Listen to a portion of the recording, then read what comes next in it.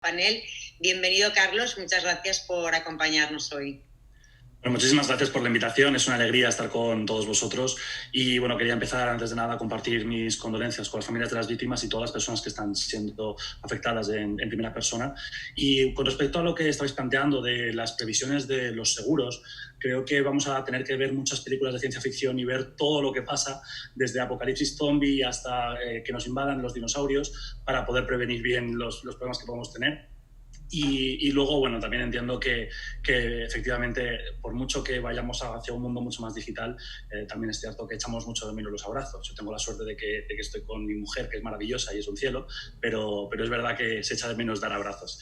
Bueno, quería empezar también aclarando que ningún país ha superado la pandemia por completo, y de hecho países que se ponen como modelo de éxito realmente todavía no han podido garantizar la seguridad. De hecho, en China se acaba de hacer una nueva cuarentena en una provincia porque una persona que venía desde Rusia ha contagiado a 60 personas. Entonces hay una nueva cuarentena en una provincia de China.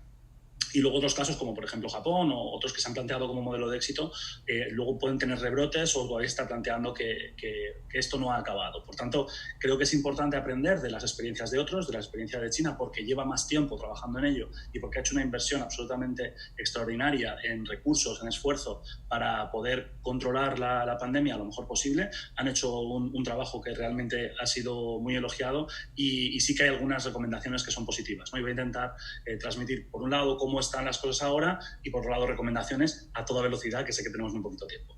Lo primero, ahora mismo en la mayoría de las ciudades de China es obligatorio llevar la mascarilla, es decir, que es ilegal ir sin mascarilla, aparte de que está muy mal visto ir sin mascarilla, lo que no quita para que dentro de restaurantes y de bares sí que se pueda ir sin mascarilla ya, y de hecho no hay una obligatoriedad de distanciamiento social. Sí que hay una limitación de aforo clara en la mayoría de espacios, desde retail hasta aeropuertos, en cualquier parte realmente hay unos límites de aforo. Y por otro lado, lo que sí que está claro es que se está recuperando poco a poco la normalidad, pero se sigue trabajando muchas veces desde casa, vamos, en la gran mayoría de los casos, y la situación es todavía de muchísimo miedo y de muchísimo cuidado, ¿vale? Consideran que lo han superado y económicamente están trabajando por recuperarse, pero desde luego esto no ha acabado, ¿vale? Bueno, pues algunas de las cosas que se están haciendo en China y que se están haciendo bien, lo primero es en los aeropuertos, antes de entrar, tienes que hacer un test y tienes que demostrar que no te estás contagiado, ¿no? Esa es la primera. Y la segunda es que para todas las personas que llegan a China de viaje tienen que hacerse el test. En caso de que den positivo, por supuesto, van a isolation, vamos. Y por otro lado, hay cuarentena obligatoria de 2 semanas para todas las personas que llegan desde el extranjero. Durante un tiempo eso lo ha pagado el gobierno chino y tenían unos hoteles específicos para eso, no hoteles lujosos, pero que estaban habilitados para ello. En cualquiera de los casos, la cuarentena obligatoria es algo que a lo mejor vamos a tener que plantear, ¿no?, para cualquier persona que venga. Por otro lado, las aerolíneas están empezando a recuperarse, poco a poco hay un crecimiento. Las últimas semanas ha habido un crecimiento de como el 10% de viajeros, por lo que en el momento en el que se levantan las restricciones sí que se está recuperando poco a poco el movimiento y bueno, pues la gente va con mascarilla, que sabéis muy bien que están más habituados y por tanto eso ha ayudado mucho a prevenir los contagios. Es una cosa que nosotros llevábamos mucho tiempo diciendo porque vimos todo lo que estaba pasando en China. Sabíamos que las mascarillas eran importantes y en España, desde incluso el gobierno de la Unión Europea y el gobierno de España, se estaba diciendo que no hacían falta las mascarillas para guardarlas para el personal sanitario.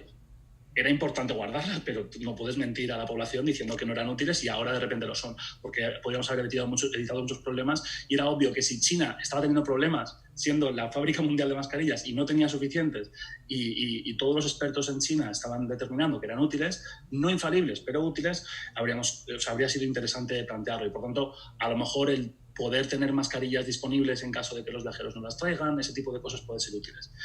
Por otro lado, el metro está cada vez más lleno en Shanghái ya, ahí también se ve como los gimnasios están abriendo, pero siempre, bueno, pues todo con mucho cuidado y con unos procesos muy lentos. Una de las cosas que ha pasado es que todos los procedimientos que se habían implementado durante la crisis se han mantenido. Es decir, por ejemplo, en los colegios, en las fábricas y en cualquier terreno, lo que hemos visto es que, por ejemplo, cuando se va a plantear la hora de la comida, ya la comida no se hace en mesas conjuntas, sino que son mesas individuales, todo el mundo mirando hacia el mismo lugar y muchas veces con mamparas para separar a las personas. Hemos visto también en restaurantes, en bares y incluso en hoteles que han utilizado mamparas de metacrilato para separar diferentes espacios y para evitar contagios. Otra de las cosas que se hacía, por ejemplo, los riders, es cuando van a recoger una comida, tienen que certificar la temperatura del cocinero, de los camareros, y luego tienen que certificar la propia suya antes de llevar el pedido a la casa de alguien que, por supuesto, lo deja en el buzón y no puede tocarlo y se desinfecta y demás, ¿vale?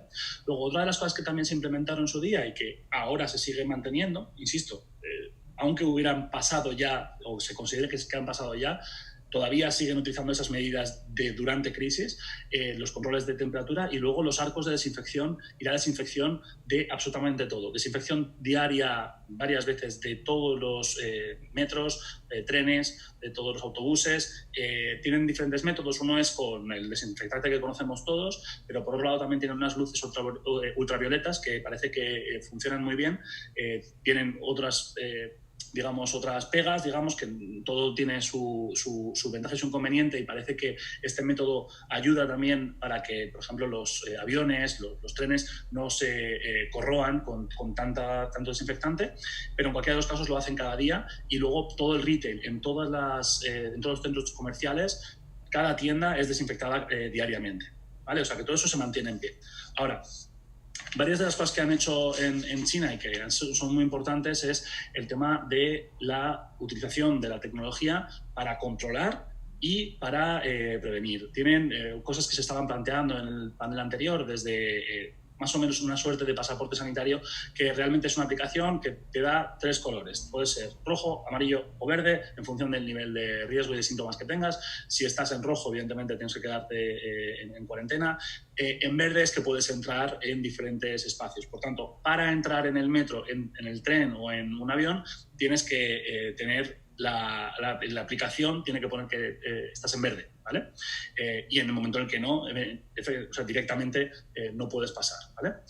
Por otro lado, una de las cosas que también ellos pudieron hacer, y se está hablando ahora de diferentes herramientas de comunicación interna, que es fundamental, claro, en China, no solamente porque el gobierno tiene más control, sino porque además son más disciplinados que los europeos y que los occidentales, y además tienen canales de comunicación que utilizan todos, por ejemplo WeChat, que son 900 millones de usuarios. Pues lo que hizo el gobierno es asegurarse de que todas las personas posibles recibieran la información lo más pronto que se pudiera, ¿no? Y en España y en Occidente hemos tenido un problema muy grande porque, por una parte, los gobiernos daban mensajes al principio para intentar hacer como que no había un problema.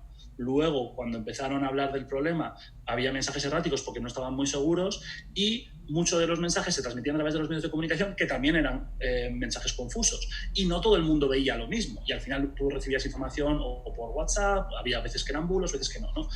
China centralizó la información, y cuando había algo relevante que decir sobre hay que quedarse en casa, esto es ilegal o lo que sea, lo transmitió a 900 millones de personas directamente a través de la aplicación, ¿no? Entonces, el utilizar sistemas para asegurarte de llegar a todos tus clientes, a todos tus usuarios, a todos tus viajeros, de una forma centralizada, es decir, esta es la información oficial, no puedes mirar nada más, porque tú no puedes esperar que la gente necesariamente vaya a ver las noticias o que esas noticias precisamente te den la información correcta, porque los medios están también adaptándose sobre la marcha.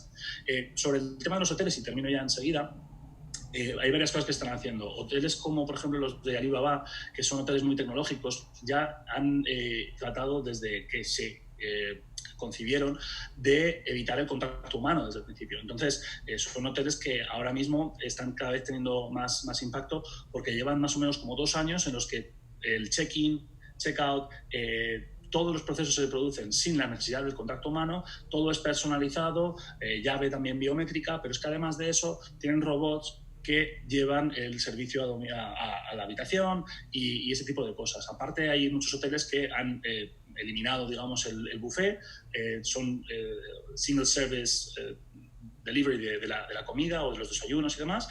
Algunos han reducido o eliminado el servicio el guest room. Por otro lado, el servicio a la habitación. Por otro lado, hay temperature checks en todos los casos, en hoteles y en todas las facilidades. Y luego lo que sí que hemos visto también es, por ejemplo, que en los elevators, jolín, estoy hablando en inglés, perdóname. Los ascensores tienen el límite de ir solamente una persona por viaje. Y luego es efectivamente la reducción del contacto humano en una industria que se basaba en tener cuanto más contacto humano, pues eso es una pena, pero se recuperará. Hay mensajes en todas partes, desde los trenes hasta en todo el transporte público, de eliminar la distancia, o sea, perdón, de maximizar la distancia con el resto de la gente, de llevar mascarillas, de tener mucho cuidado, es decir, hay recordatorios constantes. Y luego, por ejemplo, las azafatas de los aviones te dan jabón según entras y según sales del avión, jabón de manos con desinfectante, con alcohol, y al final todo lo que están haciendo sobre todo mejor es el tema del control de la información. Se plantea como un riesgo para la privacidad, pero creo que la batalla entre la salud y seguridad y la libertad ha quedado demostrada en todo el mundo. Los estados de emergencia son una evidente violación de la libertad individual de los individuos, pero se ha planteado como una medida necesaria.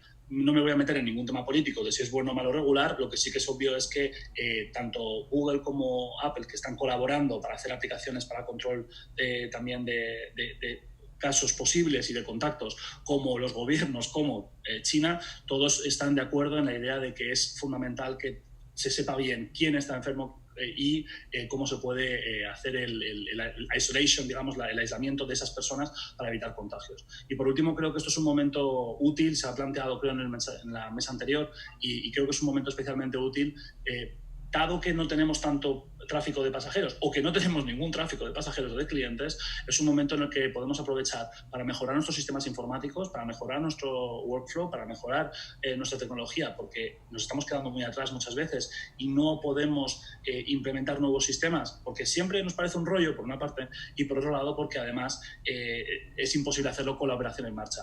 Reformas, rehabilitaciones, ese tipo de cosas van a ser muy útiles, y luego yo creo que es un momento fantástico para formar a nuestro personal, mejorar el servicio, mejorar la oferta y asegurarnos de que cuando salgamos de este problema salgamos con una oferta mucho mejor y aportando más valor, no solamente con la confianza que se decía, sino también aportando nuevas experiencias a nuestros clientes. Muchísimas gracias, Carlos. Yo creo que esto merece luego un vídeo más ampliado que podamos colgarlo también, porque me parece súper interesante todo lo que cuentas.